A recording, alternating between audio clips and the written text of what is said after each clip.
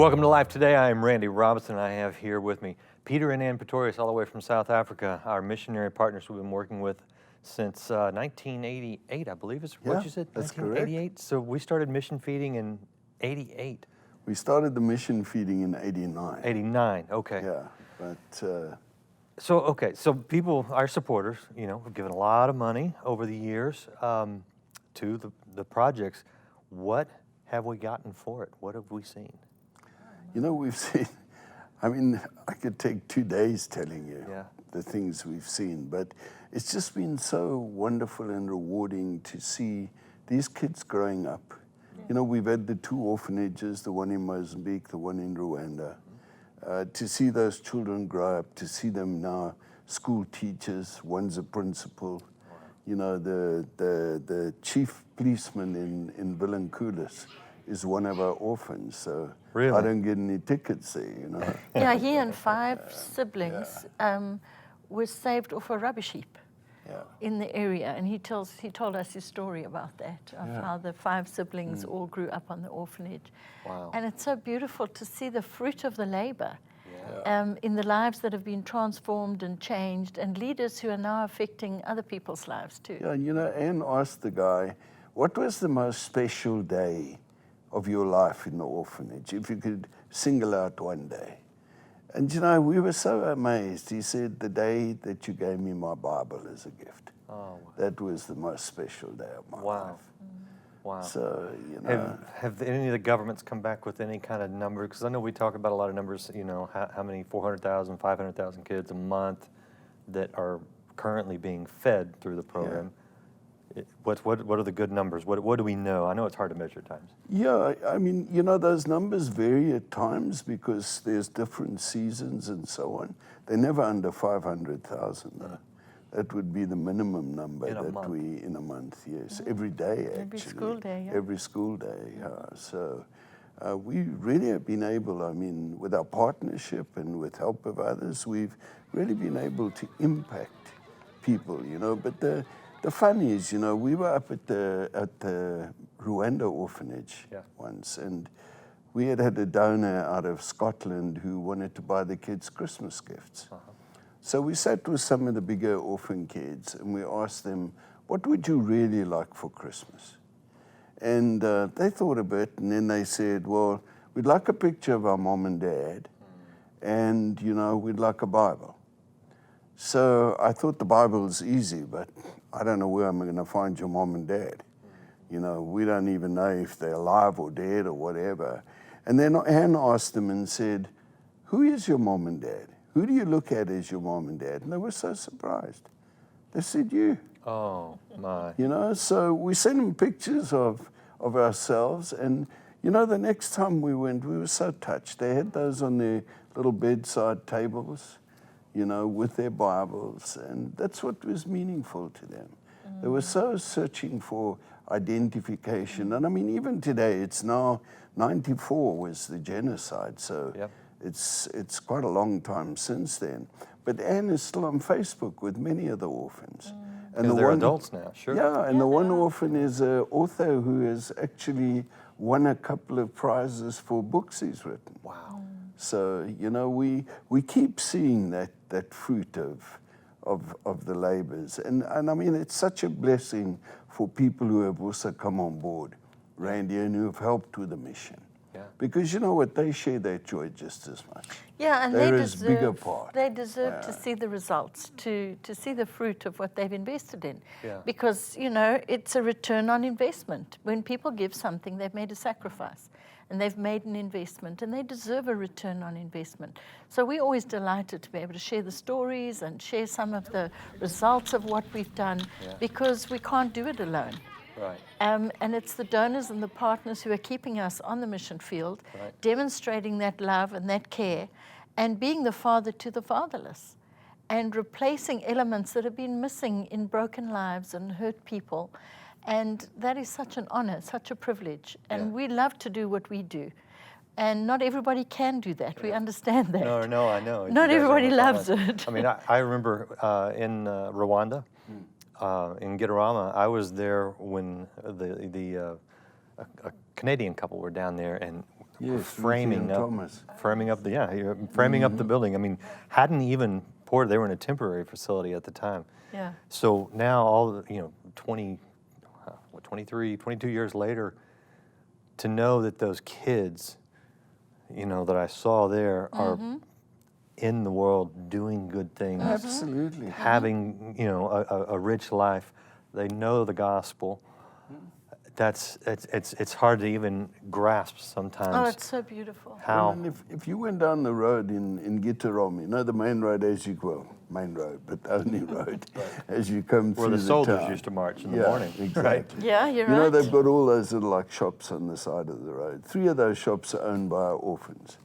And the one is the local barber, Hairdresser, yeah. Yeah. So, yeah, and it's just lovely to see, So, the other thing is, we really look at what we do as two-pronged, hunger on the one side and sustainability on the other side. Right. So, hunger we have to address. You can't look at development and say, we're going to forsake these kids who are dying of starvation. Yes, we have to develop, we have to get sustainability. We don't want to be doing this for the rest of our lives and our kids' lives. We have to reach a point in Africa where Africa is able to look after itself. But we're still a long ways from that. But the point is, we've got to do those two things. On the one side, we've got to address hunger. On the other side, we've always got to work to create sustainability. To build for tomorrow. That's the big thing. And you're doing so many trips, you probably don't remember this, but when I was with you in Mozambique many, many years ago, you stopped the truck. And this is back when at the village there in Mozambique, you had a food for work or work for food, whichever way. In Pombara. In Pombara, yes. Yeah. Program where people would come from the villages, they would work on the farm, and Yeah. then they would take food home. At the same time, they're learning how to farm. They're learning, a skill that will enable them to be self-sustaining. You stopped the truck. We were in another part. We were quite far from Pombara. You stopped the truck and you ran up to this hut, and you talked, and you came back, and you were excited because this man had been at the project, Yeah. had learned how to grow the fruits and the vegetables and sustain a garden, and had replicated it in another part of Mozambique. Yeah. Are you seeing a lot more of that? We're seeing a lot of that, and we've also started a program now where we are developing small commercial farmers from local farmers. Yeah. So they're farming 10 acres of ground, and our project, the initial project, is 500 acres. So 50 farmers who are farming 10 Yeah. acres. We've started with the first 9 of those, and they'll be fully operational by the end of the year. But it's such an exciting project because we're teaching these people to farm according to the latest scientific methods of farming. Yeah. So the irrigated farms, and we are also going to be the logistics for them and the marketing and so on. So the food they are producing is corn and soya, and we're going to purchase that from them at market price, and that's going to go through our factory that produces the food for the school feeding. So you're not it's going to be depending- like a whole cycle. Yeah, you're not. I know a lot of the the base food substances they come from Europe or other areas. So what you're doing is you're shifting it to come from Africa to feed Africa. Yeah, we're growing local. Grown by Yeah. Africans, Yeah. which provides employment and a trade for And not future. only That's great. that, it's not only the employment, but and the skills development is a major aspect. Yeah. Because remember now, the logistics chain requires drivers, mechanics to maintain the vehicles, security. So the skills development in all those aspects, just to get the food as far as the factory, then the production line in the factory is another dimension of skills development. And then, of course, it goes to the schools, and the monitors are employed from the local communities to monitor the programs and to expand that monitoring process to see how the weights and the progress that's happening in the children so that we can see the results of the feeding. And it's just really exciting to see. You're building an entire economy. Absolutely, We are. yeah. Yeah. And it's an agriculturally based economy, which is the strongest in Africa. I mean, you know, I know we have all the minerals and everything else, but that's not what's going to change Africa.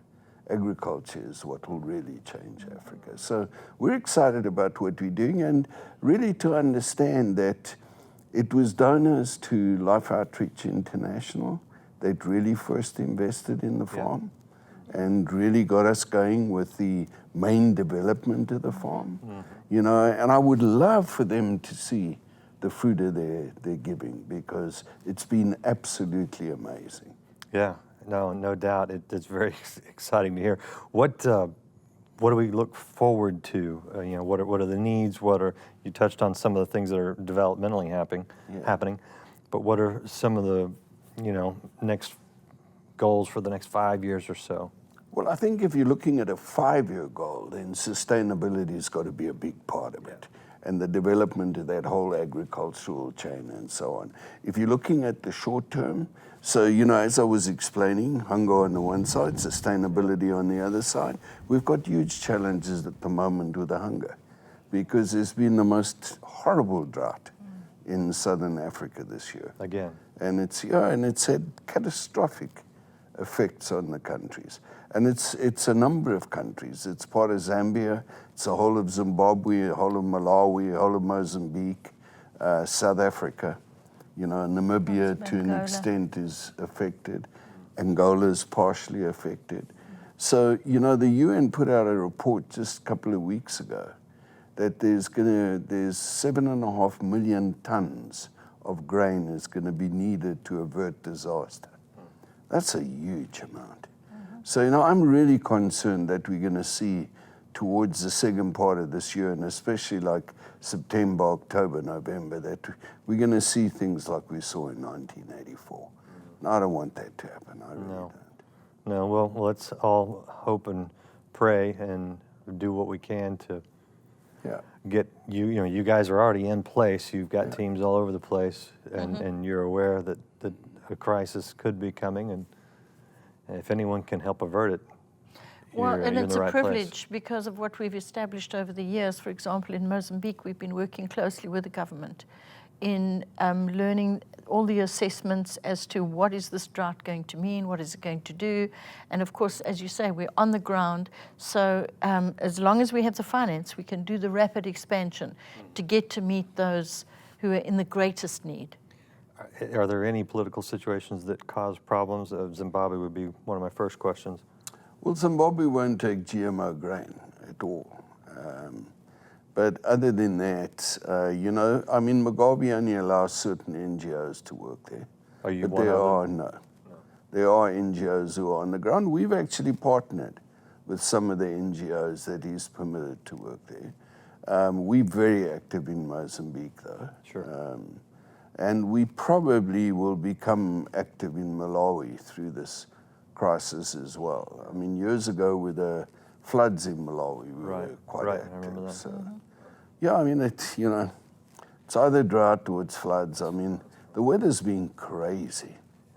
I mean, I think even here in Texas, it's been crazy here, but the weather's you know, the thing is, when we have these big weather events in the U.S.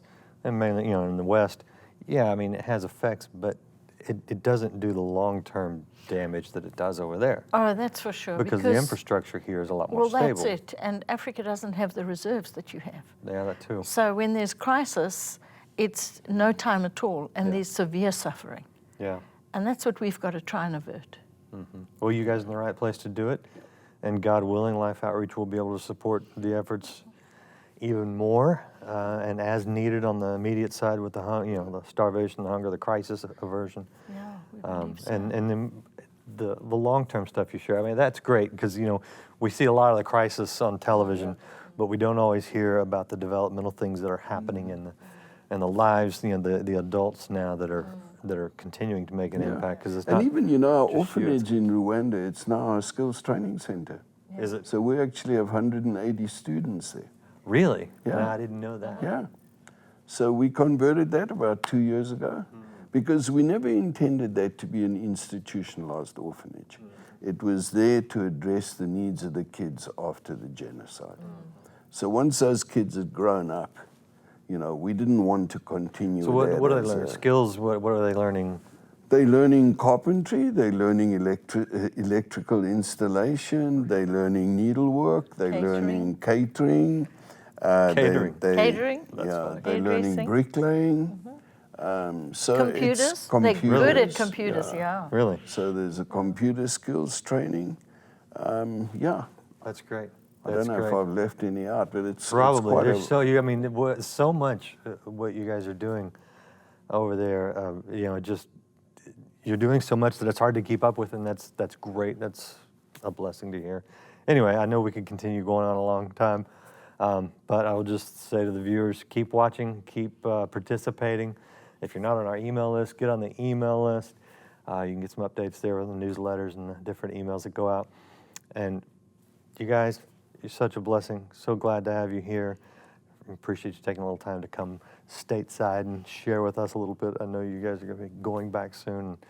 You'll have your hands full, but we will continue to support all that's going on over there, the feeding, the training, the orphanages, the food factories, all that kind of stuff, and appreciate your time.